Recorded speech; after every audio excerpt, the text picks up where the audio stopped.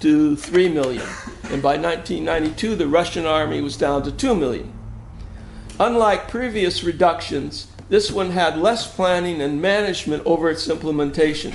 Actually, the military spent more time trying to delay instead of planning the reduction. The reduction resulted in 3 aspects of disintegration.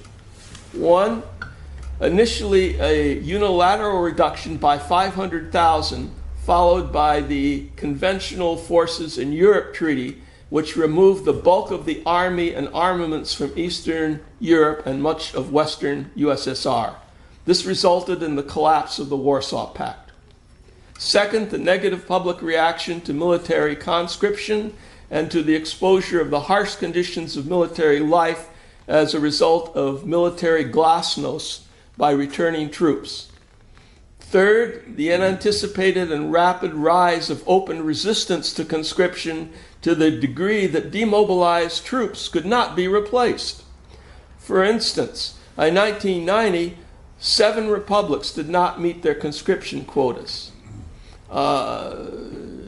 In the most extreme example, 7.5% of Armenian conscripts reported for induction. In other words, of the 100% of the Armenians that were supposed to be drafted, only 7.5% showed up to be drafted.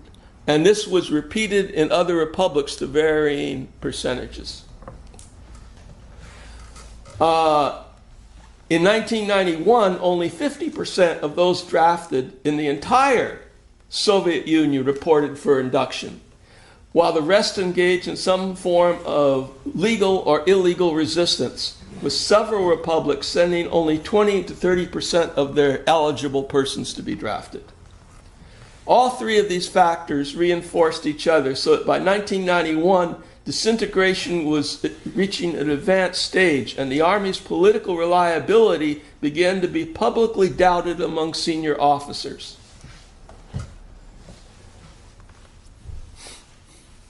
Decay, disorder, disintegration occurred mainly in the lower level units, not in the higher level command structures. However, troop units in Eastern Soviet border areas did collapse when officers sold off most of their equipment and weapons to local nationalist paramilitary groups. New supplies did not arrive because of theft, and new conscripts were simply unavailable. Some ground forces were at 10 to 15% manning levels and were selling their equipment and weapons to get food and other necessities. This was especially true of troops stationed in the Caucasus, Central Asia, and the Baltics. Such shortages resulted in the demobilization of 110 undersupplied divisions by 1989 alone. Many Air Force and air defense units became operationally ineffective. Naval units deteriorated because of lack of personnel and technical support, so that ships rusted and were no longer seaworthy.